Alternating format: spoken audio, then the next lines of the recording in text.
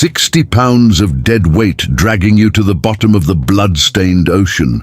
An enemy you cannot see hiding in the trees. Welcome to the absolute green hell of the Pacific. Today, we are breaking down the definitive 2026 update of every item of World War II, US Marine actually, carried in the Pacific. Listen to me carefully. This is not a Hollywood movie. This is the brutal, terrifying, blood-soaked reality of jungle warfare. I am going to break down every lethal weapon and survival tool in absolute, granular detail that you will not find anywhere else. But be warned, at the very end of this video, I'm going to reveal the one everyday item Marines carried that actually caused more terrifying casualties than enemy snipers. If you want to survive this journey through the deadliest jungles on Earth, you cannot skip a single second. Watch this until the very end. Hit that subscribe button right now to lock in, and let's drop into the combat zone. Forget everything you have seen in the movies. Forget the video games. You think modern tactical gear is dangerous? Imagine fighting in 120-degree volcanic heat, wearing 60 pounds of suffocating canvas, iron and high explosives on your back, while holding a rifle that literally alerts the enemy the second you run out of ammo. While the enemy carried lightweight, jungle-adapted gear, the US Marine walked into hell carrying a miniature armory that was just as likely to drown him in the surf as it was to save his life. Today, we are tearing apart every item of World War II, US Marine actually, carried in the Pacific. This is the ultimate, fully updated 2026 breakdown. I'm going to show you the fatal flaws and the deadly power of every single item they carried. Nobody else is giving you this level of dangerous detail. Subscribe to the channel right now, smash the like button and prepare yourself. We are marching straight into the meat grinder. Number 1. Name: the M1 Garand Rifle. Purpose: the primary lethal force and standard issue infantry. Weapon of the United States Marine Corps. Why it is deadly: this gas-operated, semi-automatic rifle fired the massive 30-6 Springfield cartridge at 2,800 feet per second. It was designed to rip right through dense jungle trees, shatter concrete, and tear apart human targets. While the enemy was manually working the bolts of their rifles, a Marine could unleash 8 bone-shattering rounds in under 3 seconds. Real-world use. Marines used the Garand to lay down overwhelming walls of lead during massive frontal assaults on beaches like Tarawa and Iwo Jima. It was the backbone of squad survival, used to suppress hidden machine gun bunkers in the tree lines. Why it was dangerous to use: the Garand was a heavy, unforgiving beast. In the suffocating humidity of the Pacific, volcanic ash, coral sand, and torrential rain would seep into the mechanics. If a Marine did not obsessively clean it, the weapon would jam. Furthermore, when the 8-round clip ran empty, it ejected with a loud metallic ping in the dead silence of a night ambush. That sound told the enemy exactly where the Marine was, and that his weapon was empty. Number 2. Name: the Marine Scout Sniper Rifle. Purpose: surgical psychological warfare, counter-sniper operations, and the systematic execution of high-value enemy targets. Why it is deadly: this bolt-action rifle was heavily modified for absolute, terrifying precision. The massive 8-power unertal scope allowed a Marine Scout sniper to place a 30-06 round squarely between the eyes of an enemy officer from over 800 yards away. It was so accurate that snipers routinely shot directly through the tiny 4-inch vision slits of heavily armored pillboxes. Real-world use.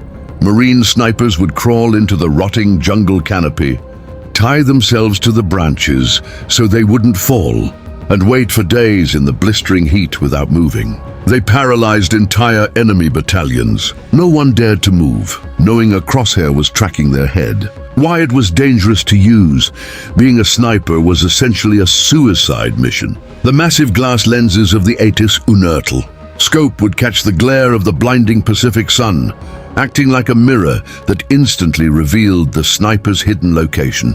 Even worse, the muzzle flash of the 30-06 was massive. The split second a Marine pulled the trigger, he exposed himself. The enemy wouldn't just shoot back. They would call down a devastating mortar barrage to completely level the entire Grid coordinate where the sniper was hiding. Number 3. Name the M2 flamethrower. Purpose: the ultimate tool of destruction, designed specifically to eradicate fortified cave systems and concrete bunkers.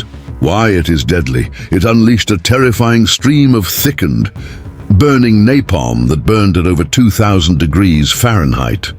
The M2 didn't just burn the enemy. The sheer consumption of oxygen would instantly suck the air out of deep cave networks, suffocating anyone hidden inside, even if the flames didn't touch them. Real-world use. On Peleliu and Iwo Jima, the enemy dug themselves deep into volcanic rock. Artillery couldn't reach them. The only way to clear them out was for a Marine to walk directly up to the firing slit and flood the tunnel system with liquid fire. Why it was dangerous to use: the Marine carrying the M2 was a walking bomb.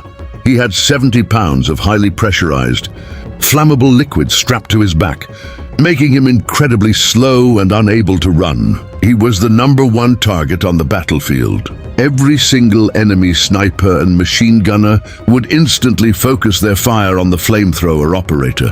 One well-placed incendiary bullet into his tanks would result in a catastrophic explosion, incinerating the Marine and anyone standing near him. Number 4. Name the Ka-Bar combat knife. Purpose: hand-to-hand slaughter and extreme jungle survival utility. Why it is deadly: forged from 1095 high-carbon steel, this 7-inch blade was designed purely for killing. The clipped point allowed for deep, fatal organ penetration, while the razor-sharp edge could slash through uniform fabric, muscle and bone with horrifying ease. Real-world use. When the ammunition ran out, combat devolved into savage, pitch-black night brawls in muddy trenches. Marines used the Ka-Bar to silently execute sentries in the dark, probe the dirt for hidden explosive tripwires, and fight off massive midnight banzai charges when their rifles were empty. Why it was dangerous to use: if a Marine had to draw his Ka-Bar, it meant the situation was absolutely catastrophic. It meant the enemy was within arm's reach, and survival was reduced to raw, primal violence. Fighting with a knife meant you were going to get cut, covered in blood, and fighting for every last breath in the mud. Number 5. Name the Mk2 fragmentation. Purpose: close quarters explosive room and trench clearing. Why it is deadly: this 21-ounce cast-iron explosive was packed with TNT. Upon detonation, the grooved iron shell shattered into jagged, razor-sharp shrapnel traveling at supersonic speeds, instantly shredding anything within a 15-foot kill radius. Real-world use: Marines would pull the pin, release the spoon, and hurl these deep into underground spider holes and bunkers before entering. It was the only way to blind and mangle the enemy before stepping into the darkness. Why it was dangerous to use: the Pacific jungle was a rotting, corrosive environment. The intense humidity and moisture frequently compromised the chemical fuses of the grenades. This made them terrifyingly unpredictable. Sometimes, a grenade would detonate the absolute second it left a Marine's hand, blowing his own arm off.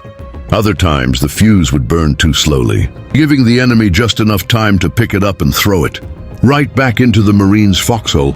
Number 6. Name the M1 steel helmet. Purpose: cranial protection against shrapnel and blunt force trauma.